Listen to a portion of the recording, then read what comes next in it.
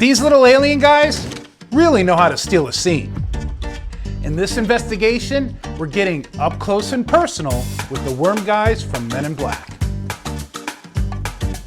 They were created by legendary visual effects artist Rick Baker and brought to life by an extraordinary puppeteer team. Lock and load, baby. And today, one of those puppeteers, Greg Ballora, is joining us in the lab. Oh boy. To show us how one of the world's oldest practical effects can create an utterly unforgettable performance.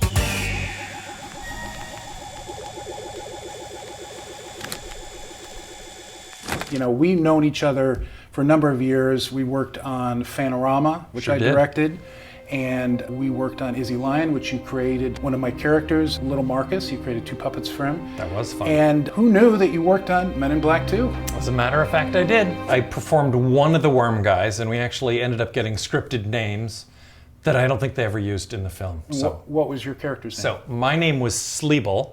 They were Sleeble, Neeble, Deeble, and Mannix. Mannix, wow. Yes. And which one was Mannix? In that opening scene, you see him lifting weights. So he's the health nut. Yes, played by Brad Abril. Which one of the worms did you play then? I mean, you can't tell by his distinguished looks.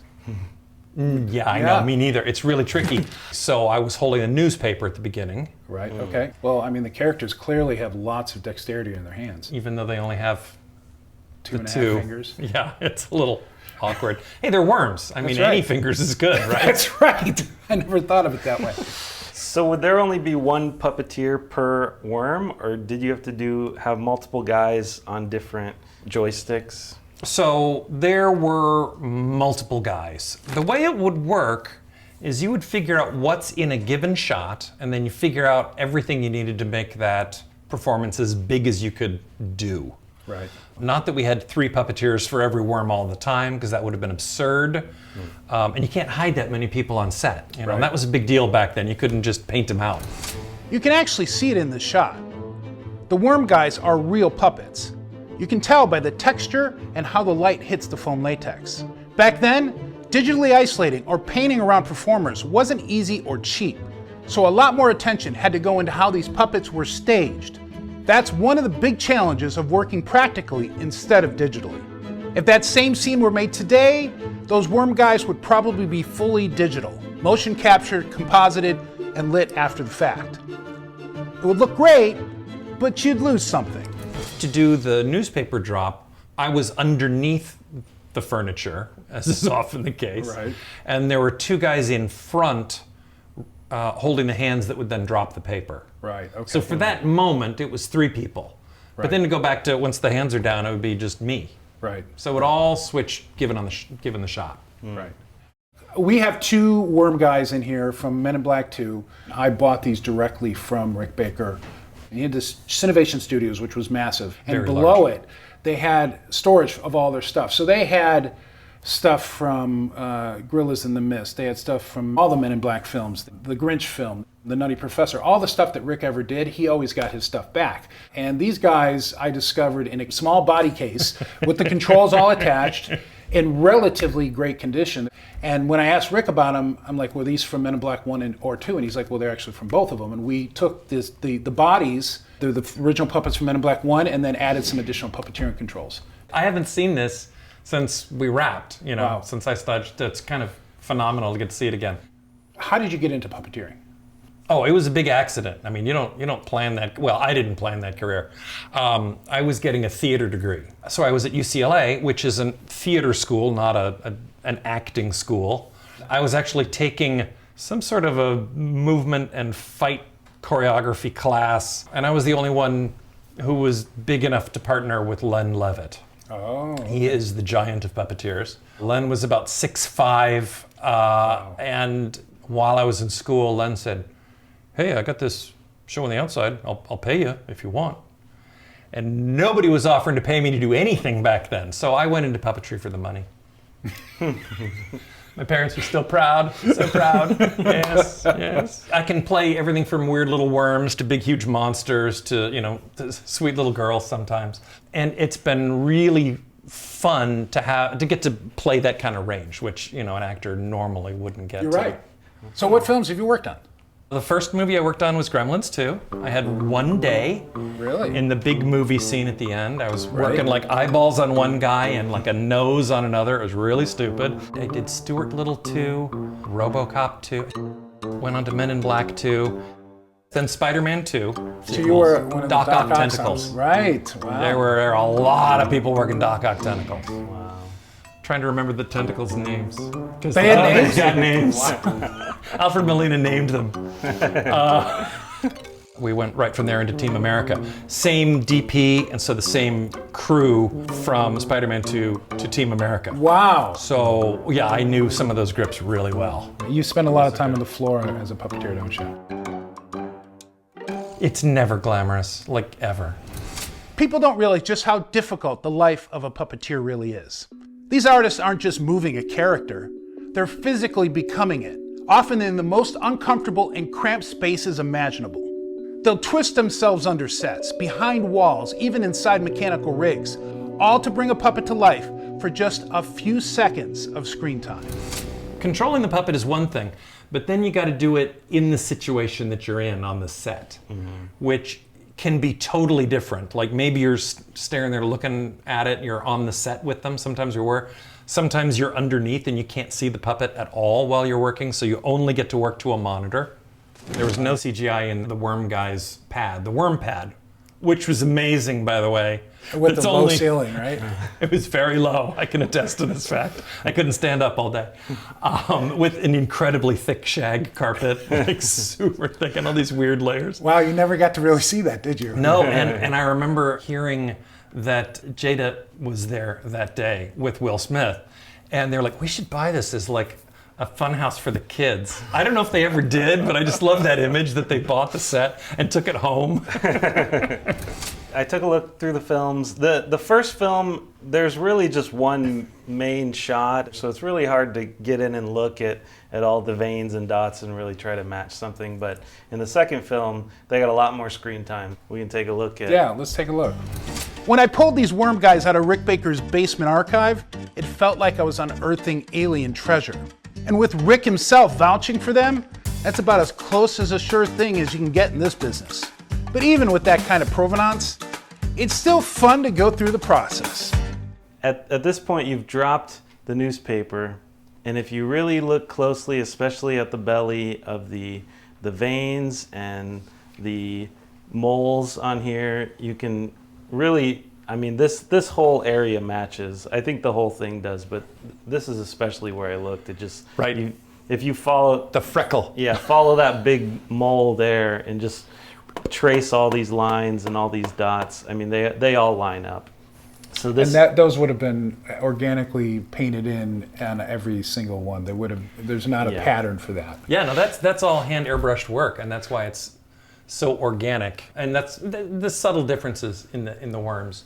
You can absolutely see there. So this is the one that you puppeteered. Does seem like that's the case, yeah, Wow, which is amazing. I'm not going to give him a big hug. Don't please. Shatter. Yeah.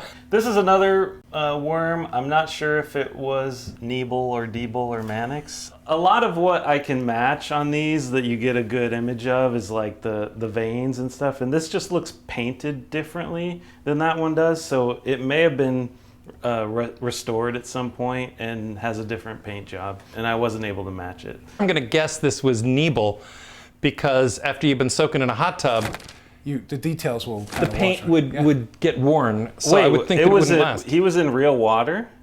My memory is yes. Oh, wow. That could have messed with the paint the soap. too. Yeah, the Yeah. soap.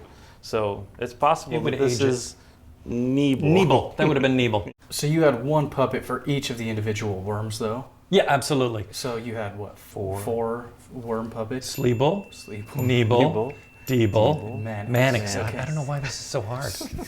It's almost like the names weren't ever used in the movie. It's almost like nobody cared, isn't it? That's right. Almost like nobody cared. Which one's Nebel? Which one of y'all is Nebel? You might not know their names, but these characters were anything but forgettable. By the time Men in Black 2 rolled around, the Worm Guys became part of the Men in Black 2 marketing machine, showing up in posters, toy lines, even fast food promotions. Imagine opening up a Happy Meal and seeing a worm guy inside. There's a lot expected suddenly. So the build went from here to like here. The controls are more sophisticated. The scaled up versions of the heads were very sophisticated. They were big too. They were big, and it was amazing to see what they did with the mouths. Capable of a lot of mouth shapes. What do all of these controls do? I mean, you've got... That's a horrible test for you to be asking me right now. So this would be the head controller, I'm pretty sure, because you can see with the 4 cables around there, and that was the main thing that I would operate. Right. So that gave you the neck tilts Right. on these axes. And this trigger? That was the mouth. Okay. So you could just do this, right? Right, these just had an open and closed mouth. Okay. And then this was the waist control, I believe, or it's in the body. I don't remember where that joint was. It might have been here. And that one of these is side to side and the other one is front back. It's just easier mechanically, it's sturdier to build them both in line, even though they're doing opposite things. Wow. And then the base of it would have been controlled with the rod. For this guy that you controlled holding the newspaper, how would that have worked with the hands and the arms? So my memory of all of that was it was posed on there for the opening shot. So nobody was controlling the arms to begin with. I think what would have happened, as I recreated in my brain, is the paper goes down in a close shot. So that means Carl Johnson, who was at the bar, wasn't needed. So Carl was probably working the hands, and it might have been actually monofilament holding it together at that point. Interesting. And then they could pull the hands away and drop it. And then they were probably posed on the couch as we went back to a wide shot without the paper. You know, we may have had some like rods we could sort of put on. There is a screw hole in the hand over here, but it's literally through the palm. There's what looks like a print of something pushing that would have pushed down, and then a threaded hole. My guess is that was how they would access the screw that would lock in a rod when they wanted a rod. So there's a rod access point somewhere, probably on the back side of the wrist. Right. Yeah. There's right here. Yeah. And now you also did the voice. Yes, I was cast for the voice and then got to do the other stuff. That's sort of the Muppet school of doing things, where the performer does the voice. Right. There was not a lot of looping back then for these kind of characters. Here's something most people don't realize about these performances. The voices you hear in the film weren't added later. When we talk about looping in filmmaking, we mean ADR, automated dialogue replacement, when an actor re-records their lines after shooting to clean up or adjust performance. It's standard practice, especially in effects-heavy scenes where microphones can't pick up clean audio. That's why it's so impressive that the voices of the worm guys in Men in Black weren't looped. You know, as a performer, of course, I loved it because I get to do more, but, you know, the person who's holding the puppet sets the timing for the lines anyway. So you get to this point of if that person can't perform, you're going to have a very dead read no matter who does the voice. It's like hard to fix a bad performance at the beginning. Bringing it alive and making it perform the way the character would perform, not just moving in a coordinated way, giving character through it. And as it turned out in this movie, the editor is credited with one of the worms because they got through the edit and decided they found a funnier line. And they didn't bring us back in to do the voice. The guy just did it himself. And I was like, close enough. Like, wow, really? That's frustrating. Yeah. So, can you give us a couple lines of Sleebles from the movie in his voice? Zabuata was one of the big lines we had in the alien speak. I don't remember many beyond that. Hey, Kay, you look good. Somebody said you were dead. The main one I remember. Amazing thing with that worm guy scene at the beginning, Tommy Lee Jones had a lot more lines in the scene. And he walked in and they rehearsed a couple times and said, you know, I think this would be better if I just didn't say this, this, or this, and just let him go. I was like, I've never seen an actor give up lines before. Wow. Ever. We're double parted. The best compliment I ever got was Tommy Lee Jones at the very end going, you guys are very consistent, and then left. I was like, wow, I think from him, that was really good. Because that's what he's looking for. He just wants to know that he can get it done. So we didn't screw up his business, right? That was my job, was don't screw up anybody else's business. As fans, we see these as treasures from the movies we love. But for the artists and performers, they're reminders of a moment of their lives.